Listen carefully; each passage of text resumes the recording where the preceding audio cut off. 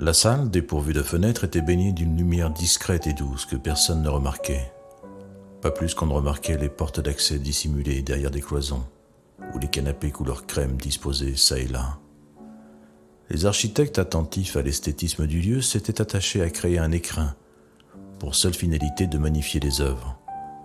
Le regard était happé par les tableaux, qu'ils soient immenses ou plus modestes, par les sculptures déposées sur des piédestaux invisibles, par quelques objets illustrant des époques révolues, mais qui ici retrouvaient une utilité, évoquaient le passé et se laissaient admirer.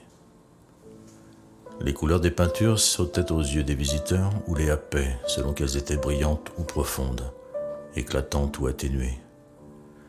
Les patines, les vernis, les reflets attiraient l'attention et détournaient chacun de la vigilance qu'il exerçait quelques minutes avant son arrivée. Bien peu de personnes auraient été capables de savoir de quelle matière était fait le sol de cette suite de salles imbriquées. Elle, pourtant, le savait, attentive depuis des mois, des années maintenant, à ce qui l'entourait, captant chaque détail avant qu'il ne disparaisse, les 5 sens en éveil, pour emmagasiner ce qu'elle pouvait de vie, au cas où celle-ci serait de nouveau engloutie, d'un coup, en quelques secondes.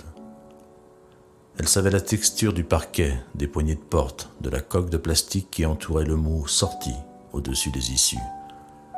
Elle savait les différentes largeurs de châssis des tableaux, les dorures et leurs arabesques, leurs ombres sous les feuilles d'un paysage de forêt, ou la douceur du marbre de cette Vénus souriante. Elle savait la mauvaise toile des costumes des agents de sécurité et leur coupe trop large et peu avantageuse. Elle savait le bouton qui faisait défaut sur la manche de celui-ci et l'ourlet décousu du pantalon de celui-là. Elle savait toutes ces choses anodines qui lui faisaient sentir qu'elle était encore bien vivante. « Bonjour ?» Elle frémit de cette incursion dans son espace.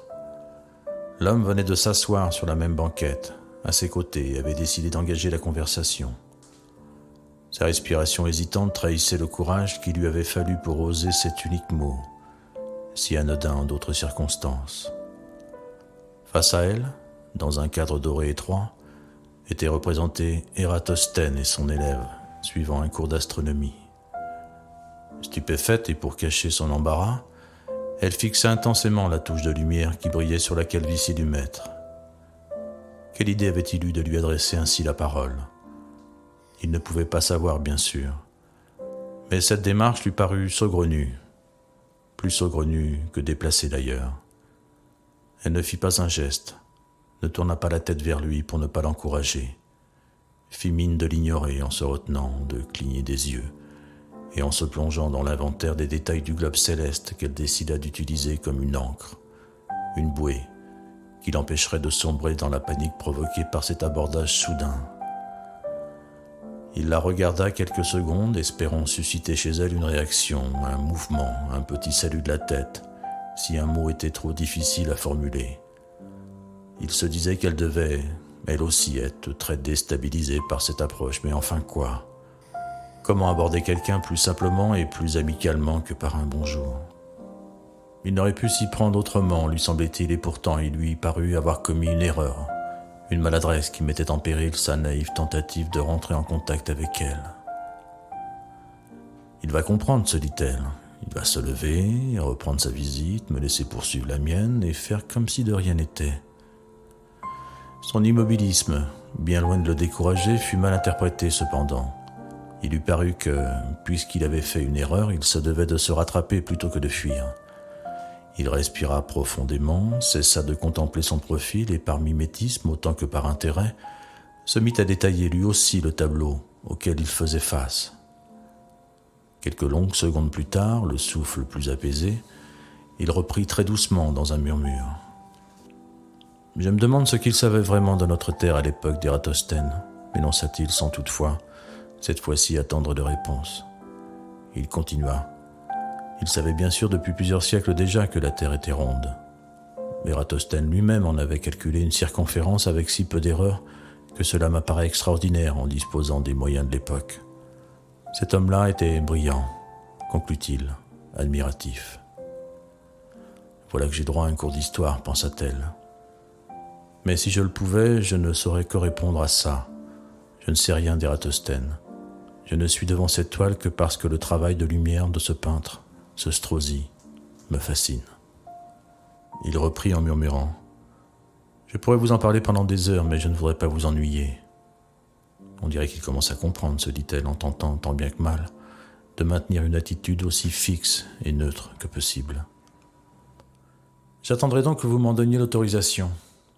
J'aimerais vous raconter quelques histoires, si toutefois vous êtes un peu curieuse, en plus d'être charmante. »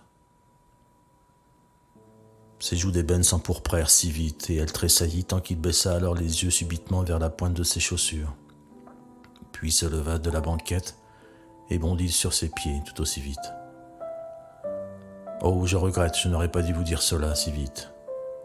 Mais je vous ai vu si souvent ici, et pour moi c'est comme si nous nous connaissions déjà. Je suis désolé, je vais vous laisser tranquille, mais j'aimerais pouvoir vous reparler un jour. Vous verrez, j'ai des personnes à vous présenter. Je suis sûr que vous les aimerez. » N'attendant plus de réponse et tout penaud de sa maladresse, il se leva le plus doucement qu'il put, et sans un bruit se dirigea vers la première issue disponible. Elle soupira de soulagement et put recommencer à tourner la tête. La salle était complètement déserte, le gardien étant dans la pièce attenante. Ce jeune homme aventureux, mais pâteau, n'allait probablement pas revenir de sitôt. Son regard revint vers Ératosthène, aux côtés de son élève, et elle se demanda à quoi ressemblait vraiment cet inconnu qui venait de faire irruption dans son samedi après-midi. Ses yeux surtout, comment étaient-ils ? N'ayant pas osé le regarder, elle n'en avait pas la moindre idée.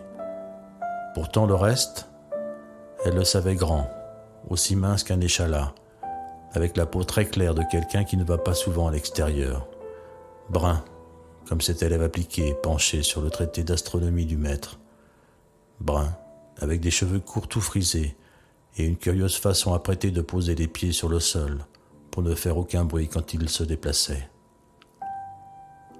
Ils s'étaient effectivement croisés bien souvent, venant aussi régulièrement l'un que l'autre, aux mêmes heures, tantôt dans une salle, tantôt dans une autre.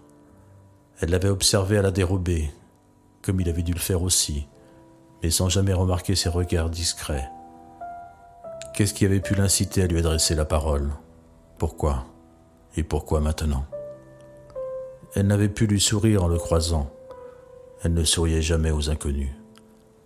Elle ne lui avait fait aucune invitation déguisée ni aucun appel du pied, et pourtant, il venait de s'imposer aussi gauchement que cavalièrement. Il lui avait toujours paru profondément absorbé dans la contemplation des œuvres, restant plusieurs minutes debout, à quelques mètres de distance pour en savourer la perspective comme hypnotisé, parfaitement immobile à l'exception de la tête qu'il orientait curieusement à gauche ou à droite en prêtant l'oreille.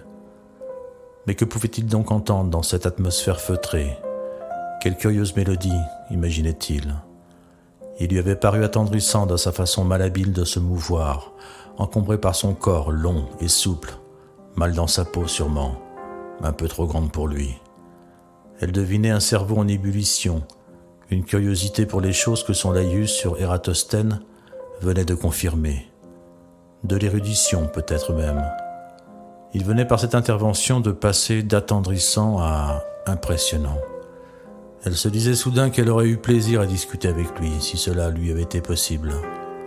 Pourtant, même si elle supposait que le grand inconnu avait lui-même déjà fui le lieu, un peu honteux, elle décida, à regret, de ne pas poursuivre sa visite pour ne pas risquer de le croiser à nouveau, et quitta le musée beaucoup plus vite que prévu.